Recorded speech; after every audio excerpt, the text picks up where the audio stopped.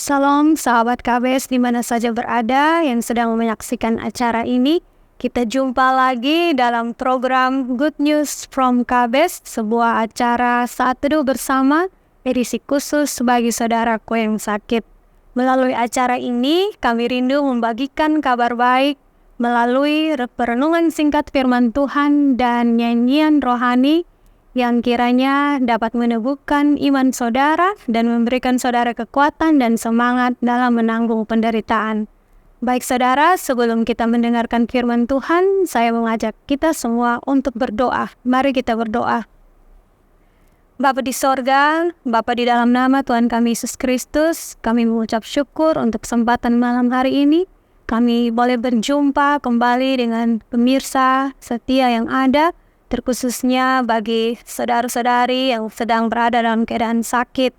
Tuhan Yesus, saat ini kami akan mendengarkan firman Tuhan bersama. Kami mohon kehadiran Tuhan dari awal hingga berakhirnya acara ini, dan biarlah lewat perenungan firman Tuhan dan pujian rohani yang kami sampaikan dapat menguatkan iman dari saudara-saudari kami yang sakit. Terima kasih Tuhan Yesus, Engkau mengurapi kami semua yang ada di studio yang melayani. Tuhan, kami juga sadar bahwa kami orang berdosa. Oleh karena itu, kami mohon pengampunan yang dari Tuhan, agar dosa-dosa kami tidak menghalangi kami untuk mendengarkan firman Tuhan dan melayani Tuhan. Terima kasih Bapa, ini doa dan harapan kami. Dalam nama Tuhan Yesus kami berdoa. Amin. Tema firman Tuhan yang saya ambil dalam perenungan malam hari ini yaitu penundaan yang mendatangkan kemuliaan, dan teks yang mendasarinya kita buka dalam Yohanes 11 ayat 1-6. Yohanes 11 ayat 1-6 di bawah perikop Lazarus dibangkitkan. Ada seorang yang sedang sakit, namanya Lazarus. Ia tinggal di Betania, kampung Maria dan adiknya Marta. Maria ialah perempuan yang pernah meminyaki kaki Tuhan dengan minyak mur dan menyekanya dengan rambutnya. Dan Lazarus yang sakit itu adalah saudaranya. Kedua perempuan itu mengirim kabar kepada Yesus, "Tuhan, dia yang Engkau kasihi sakit." Ketika Yesus mendengar kabar itu, ia berkata, "Penyakit itu tidak akan membawa kematian, tetapi akan menyatakan kemuliaan Allah, sebab oleh penyakit itu anak Allah akan dimuliakan." Yesus memang mengasihi Marta dan kakaknya dan Lazarus. Namun setelah didengarnya bahwa Lazarus sakit, ia sengaja tinggal 2 hari lagi di tempat di mana ia berada. Demikian firman Tuhan. Saudara, konteks dari perikop ini sebenarnya ada 44 ayat, namun kita hanya membaca ayat 1 sampai ayat 6. Ini merupakan kisah tentang Lazarus yang sakit, mati, lalu dibangkitkan. Dan akibat dari peristiwa ini, Allah dimuliakan dan banyak orang menjadi percaya kepada Yesus. Saudara, sebagai informasi bahwa Lazarus dalam perikop ini berbeda dengan tokoh Lazarus yang diceritakan Yesus dalam Lukas 16 ayat 19 sampai 31 tentang Lazarus dan orang kaya. Lazarus dalam ayat ini dikenal sebagai Lazarus dari Betania yang adalah saudara dari Maria dan Marta. Ketiga bersaudara ini merupakan teman dan murid Tuhan Yesus, dan mereka dikasihi oleh Yesus menurut keterangan ayatnya yang kelima tadi. Keluarga di Betania ini begitu mendapat perhatian Yesus sejak peristiwa Maria, saudara perempuan Lazarus, meminyaki kaki Yesus dan menyekanya dengan rambutnya.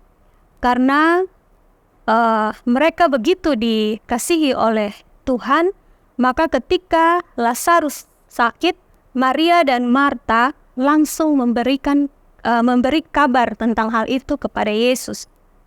Namun setelah mendapat kabar itu, alih-alih Yesus bergegas pergi menjenguk Lazarus, justru yang Yesus lakukan adalah ia sengaja tinggal 2 hari di tempat di mana dia berada.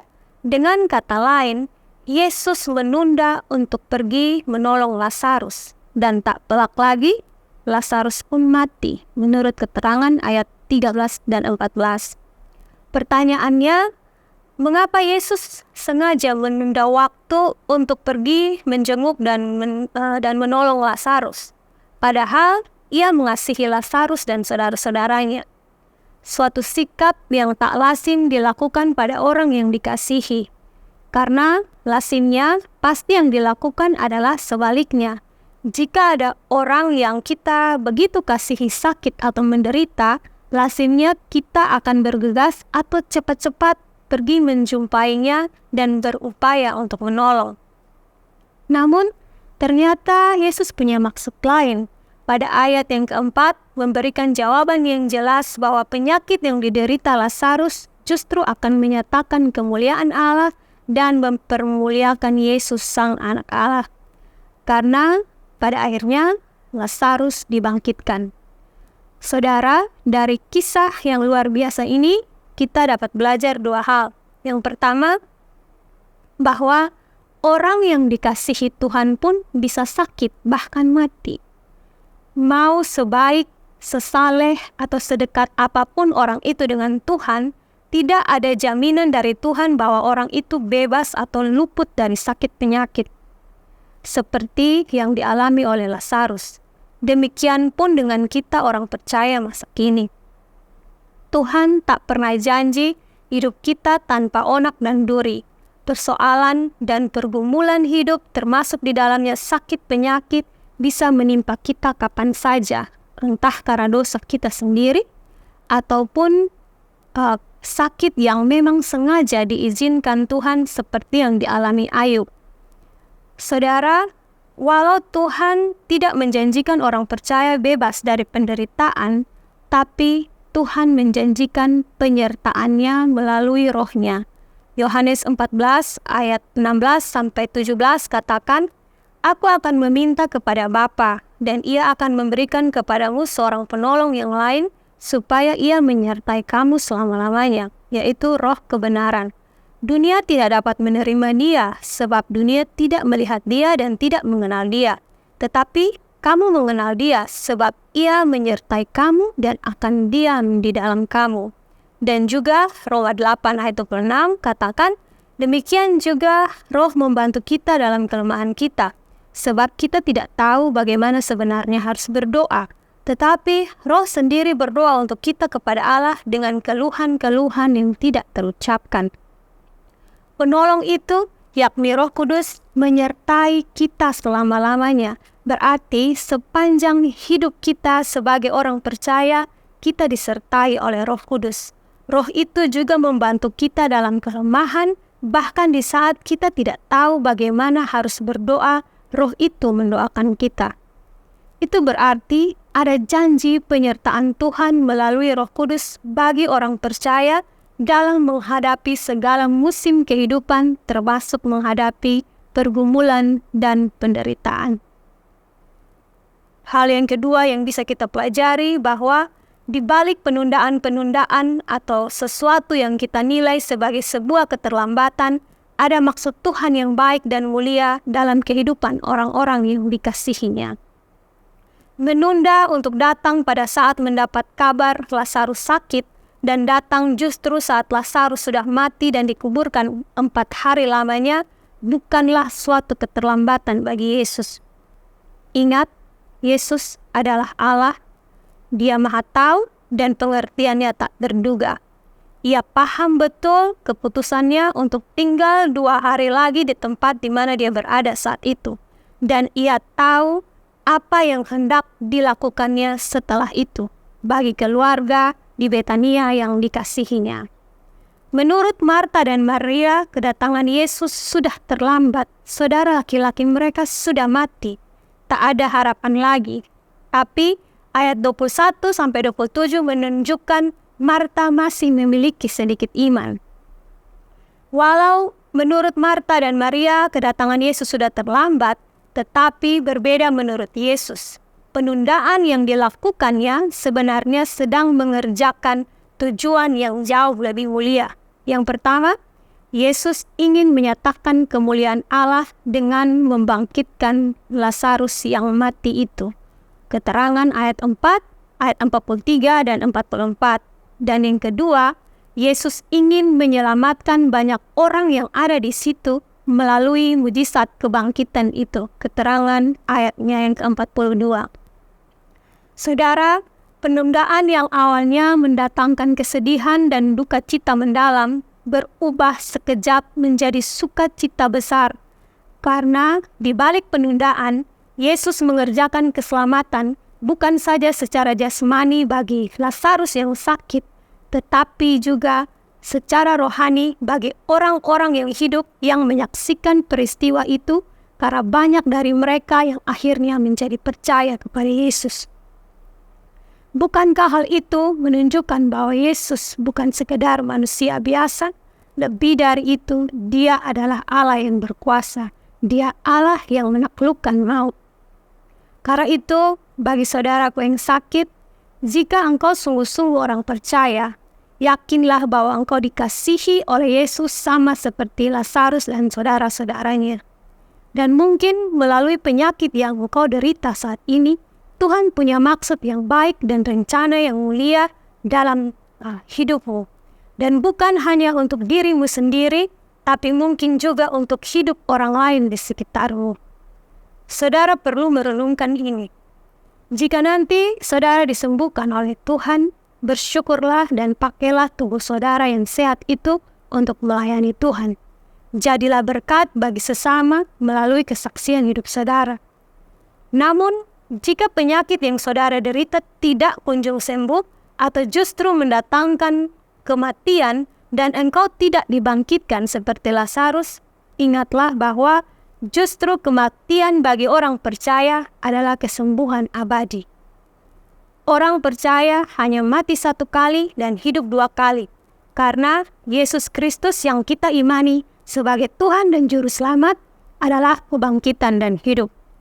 Yohanes 11 ayat 25-26 katakan, jawab Yesus, akulah kebangkitan dan hidup, barang siapa percaya kepadaku, ia akan hidup walaupun ia sudah mati. Dan setiap orang yang hidup dan yang percaya kepadaku tidak akan mati selama-lamanya. Percayakah engkau akan hal ini? Jadi, saudara tak usah takut akan ancaman kematian karena sakit penyakit yang sedang saudara derita. Soal disembuhkan atau tidak, itu mutlak bergantung pada kedaulatan Allah. Kita tidak bisa mendikte Tuhan untuk mengikuti apa mau kita. Dia bekerja menurut cara dan waktunya sendiri.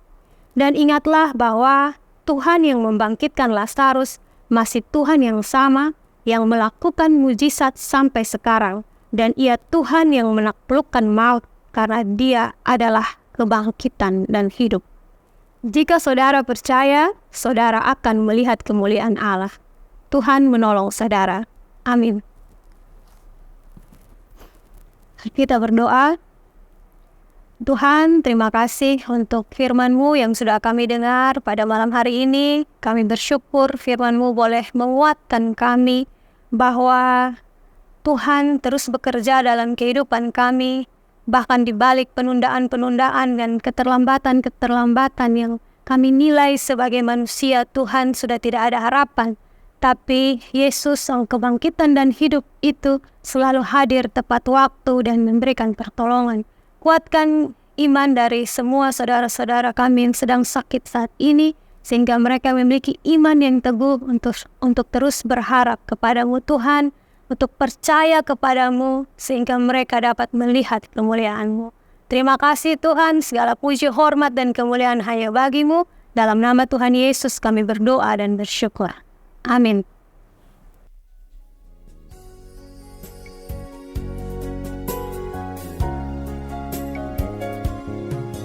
Saat tiada jalan yang harus ku tempuh, Kau ada di sampingku, memberi pengharapan.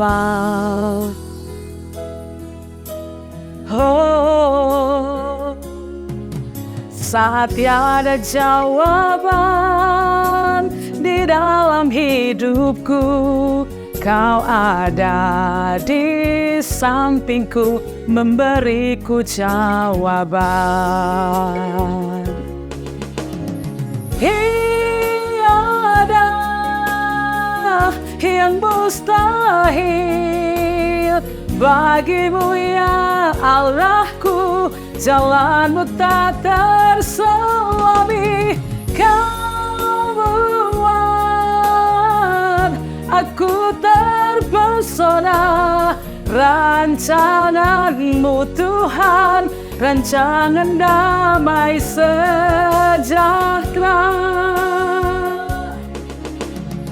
Tiada yang mustahil bagimu ya Allahku, jalanmu tak terselami.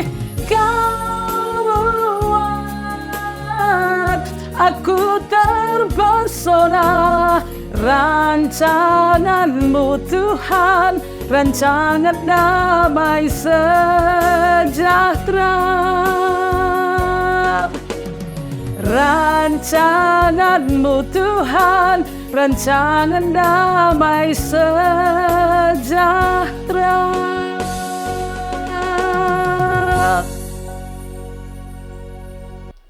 Baik saudara, kita sudah sampai di penghujung acara malam hari ini. Kiranya kabar baik yang sudah kami bagikan lewat perenungan singkat firman Tuhan dan pujian rohani dapat meneguhkan saudara dan menguatkan iman saudara di dalam Tuhan dalam menghadapi penderitaan. Tuhan Yesus memberkati. Salam.